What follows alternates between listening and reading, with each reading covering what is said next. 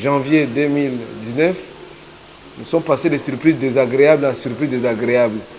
Parce que s'il faut revenir sur les promesses faites avant que ces pouvoirs soient au pouvoir, permettez la tautologie, on nous a dit que les Congo deviendraient l'Allemagne d'Afrique. Les policiers, les fonctionnaires reconstruire les maisons, les résidences avec leurs salaires. On mangerait des poulets béton, des poissons chinchards commandés de la Namibie. Et on mangerait 3 fois par jour. Mais aujourd'hui, qu'est-ce que nous constatons? Une surprise désagréable. Que des détournements et des déceptions en déception. On va commencer par le programme 100 jours parce que c'est le premier programme qu'ils ont lancé quelques mois seulement après leur prise de fonction. Le pouvoir nous a déçus avec l'exécution du programme 100 jours. Plus de 500 millions de dollars américains dilapidés comme ça parce qu'il y avait 1,5 milliard laissé par Joseph Kabila Kabange. Et il fallait coûte que coûte chercher comment utiliser cet argent par des voies non démocratiques parce qu'il n'y avait même pas l'aval du Parlement pour exécuter ce programme. Et tout le monde sait la suite. On nous a fait un semblant de procès Caméré qui aurait détourné 57 millions et le reste d'argent jamais retourné dans la Banque centrale. L'exécution de la riposte à la Covid-19, 6 millions certifiés par l'IGF. On a vu l'épisode d'Étienne Longondo qui est allé en prison après ce qu'on a parlé des clameurs publics, ce qu'on a qualifié de clameurs publics de plus d'une année ou 2 ans. Et il est allé en prison quelques jours après. Le secrétaire général de l'UDPS est allé le voir et le lendemain, il est sorti de la prison en faisant des signes de victoire. Ça, c'est une autre surprise. Une autre surprise de détournement du projet Chile-Gelou. Kinbopeto, il n'y a pas de suite. Kindelenda, il n'y a pas de suite, il n'y a pas d'issue. Et nous constatons que ce pouvoir ne fait que vraiment décevoir le peuple congolais. Alors, s'il faut entrer dans la gratuité, là, il n'y a pas de gratuité de l'enseignement. La hausse des prix des denrées alimentaires et premières nécessités. Doublé. Aujourd'hui, les professeurs des universités sont en grève. Ils ont dit qu'ils ont perdu 40% de leur pouvoir d'achat. Et aujourd'hui, les Congolais ne savent plus manger. Il n'y a pas d'électricité, il n'y a pas d'eau potable, il n'y a pas de route.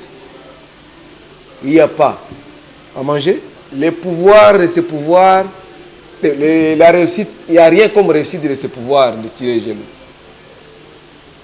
Là où j'ai essayé un peu de bien noter comme note positive, c'est lorsque le chef de l'État fait la tournée dans les Kasaï et il a refusé de recevoir les leaders de Sankuru qui l'ont suivi jusqu'à l'Odja pour demander d'être reçu. Alors il a dit non, je ne vous reçois pas, je vais recevoir l'évêque du diocèse de Tumbe, Monseigneur Nicolas Djomo, qui lui a dit toutes les vérités possibles sur les blocages du développement de la nouvelle province de Sankuru, la province de Patrice Emery Lumumba. Parce que ces gens-là, ils n'ont pas facilité la tâche à Joseph Kabila et ils ne faciliteront jamais la tâche à Félix Tshisekedi. Moi, j'avais dit, les jours où il a commencé à prendre les gens qui ont travaillé avec Kabila dans la majorité et construire l'union sacrée avec tout ce que Kabunda a monté et M. Kitenge paix à son âme, je me suis dit c'est le début de l'échec de ces pouvoirs de Chile. Et aujourd'hui on nous donne raison. Il n'y a rien qui se fait. Il n'y a rien de positif. En plus de cela, ils sont venus ajouter ce qu'on appelle les RAM. Malgré les recommandations de l'Assemblée nationale, malgré les recommandations du Sénat, RAM est en train de détruire la vie des Congolais. Les gens qui n'ont rien à manger, vous permettez encore de ponctionner dans leur recharge de crédit, de téléphone, 1,7 par mois. Et s'il faut faire un petit calcul simple, si nous sommes 100 millions d'habitants, nous estimons que 50 millions d'habitants puissent disposer d'un téléphone cellulaire Android. Et si on a 2 SIM au moins, c'est beaucoup d'argent que RAM a déjà perçu illégalement. Et aujourd'hui, on est en train d'appauvrir le peuple pendant que ce sont eux qui sont venus avec le slogan « Le peuple d'abord ». Et pour qu'ils puissent s'enrichir et construire des maisons à l'étranger comme à Kinshasa. Ça, ce n'est pas le peuple d'abord. Ce n'est pas la vision du peuple d'abord. vraiment ce pouvoir est venu appauvrir le peuple congolais et donner de l'emploi aux étrangers. Le bilan de ce pouvoir est largement négatif, il n'y a rien de positif. Un message à la population congolaise.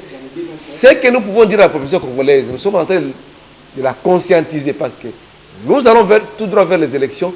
Nous voudrions que les élections de 2023 soient des élections libres, effectivement, démocratiques et transparentes. Parce qu'avec Kadima, on n'aura pas des élections libres. Voilà pourquoi nous réclamons, nous exigeons la dépolitisation de la CENI et que tout Congolais soit vigilant pour que cette fois-ci, nous allions aux élections libres, démocratiques et transparentes. Et n'importe qui se présenterait en face de Félix Tshisekedi aux élections de 2023, il va battre M. Félix Tshisekedi parce que M. Félix Tshisekedi n'a rien fait pour le bien du peuple congolais.